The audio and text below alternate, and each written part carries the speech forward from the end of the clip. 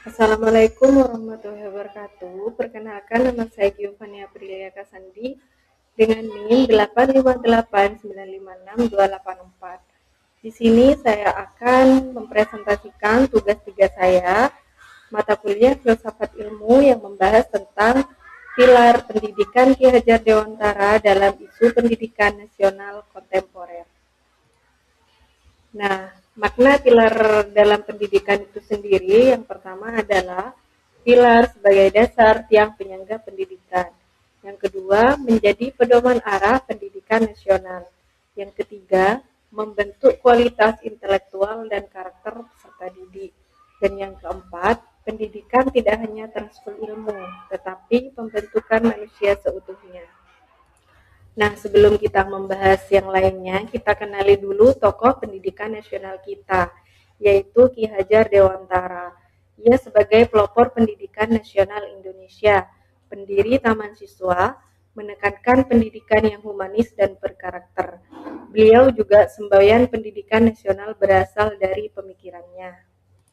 Beliau mempunyai 3 prinsip utama, yaitu yang pertama, ingarso sung tuludo, atau di depan memberi teladan. Seorang guru atau pemimpin pendidikan harus menjadi contoh dalam sikap perilaku, disiplin, dan karakter. Guru bukan hanya mengajar materi, tetapi juga panutan bagi peserta didik. Yang kedua, ing madya mangun karso, yang artinya di tengah membangun semangat. Guru harus hadir bersama peserta didik untuk membangun motivasi, kreativitas, dan kerjasama. Pendidikan seharusnya bersifat partisipatif, bukan hanya satu arah. Dan yang ketiga, tutwuri handayani, artinya di belakang memberi dorongan. Guru memberikan dukungan dan kepercayaan agar siswa mandiri dan berkembang sesuai potensinya. Prinsip ini juga menjadi semboyan pendidikan nasional Indonesia. Selain itu, ada beberapa relevansi pendidikan di era digital saat ini.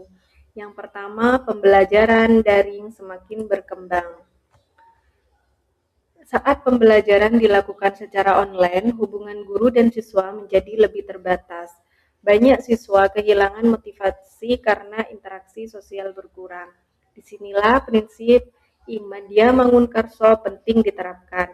Guru tidak hanya memberikan tugas, tetapi juga harus membangun komunikasi yang aktif dan menyenangkan melalui teknologi digital. Yang kedua, teknologi mempermudah akses informasi.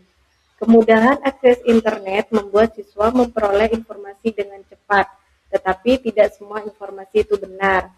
Prinsip Ingarso Sungtulodo menjadi relevan karena guru harus memberi contoh penggunaan teknologi secara bijak, etis, dan bertanggung jawab. Contohnya yang pertama, mengajarkan etika bermedia sosial. Yang kedua, menghindari plagiarisme. Dan yang ketiga, serta membiasakan berpikir kritis terhadap informasi di internet. Yang ketiga yaitu guru bukan satu-satunya sumber belajar. Di era digital, guru bukan lagi satu-satunya sumber informasi karena siswa bisa belajar dari internet dan kecerdasan buatan. Namun, peran guru tetap penting sebagai pembimbing, fasilitator, dan pembentuk karakter. Teknologi tidak dapat sepenuhnya menggantikan nilai keteladanan manusia. Dan yang keempat, dibutuhkan literasi digital dan penguatan karakter.